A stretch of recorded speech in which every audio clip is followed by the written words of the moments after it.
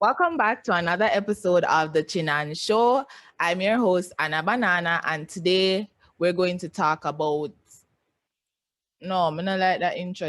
Welcome back to another episode of the Chinanna Show, where we speak about everything self improvement and mental health related. I'm your host, Anna Banana, and today we're going to talk about 5 signs that you may be depressed or getting back into a depression without even realizing it. And I'm not a licensed psychiatrist, therapist, or none of that, but I have a lot of experience with depression. So I am going to go ahead and talk about my experiences so that maybe you can pick up that in other people. Before I get into the video, remember to like, subscribe, and share. And if you're listening from other streaming platforms, you can share it as well. And if you're listening from Apple Podcasts, leave a comment, a positive comment.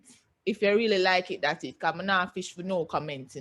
But if you really believe that it is a well-deserved comment, leave the comment so that I can reach other people. So without further delay, we're going to go ahead and get into the video. So the first sign that you may be getting back into this depression is that one, you feel extremely bored. Like nothing, the things that you used to do aren't they aren't feeling how they normally feel. The dopamine release we used to get from them, you're not getting no more. And what I mean by this is that if you used to, a lot of people have hobbies. I like to read and listen to podcasts, audiobooks, all of that. But if you realize that you are not no longer enjoying these activities, then you might want to look into the reason why you feel that way, because you might be getting back into a funk that you try stay out of. So yeah, that's one sign that you might be or maybe depressed or getting to be depressed. Second sign is irritability.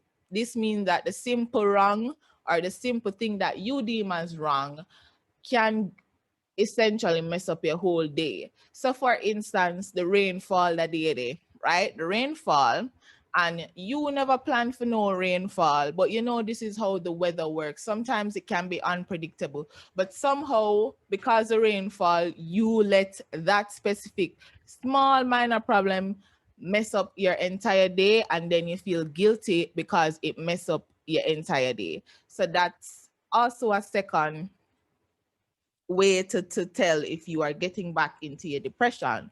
The third sign is that you are okay with low stimulation. Referring to the previous point, when we say you're just bored and you just don't feel like the things that you do are pleasing.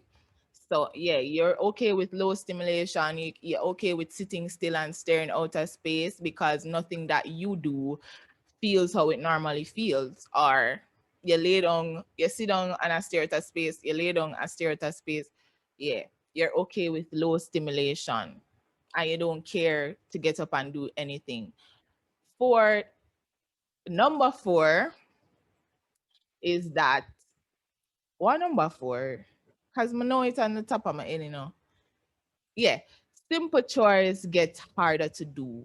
Like simply just getting up, washing your face, brushing your teeth, making your bed, the day-to-day activities that you do tend to become 95% harder. Like you lose your will to live. Well, I don't want to get so drastic still, but it can be like that. It can be like that.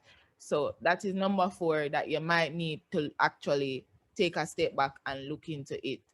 Number five is that you stop replying, you stop answering calls, you stop replying to people because conversations become harder, especially conversations that you deem unnecessary and not important.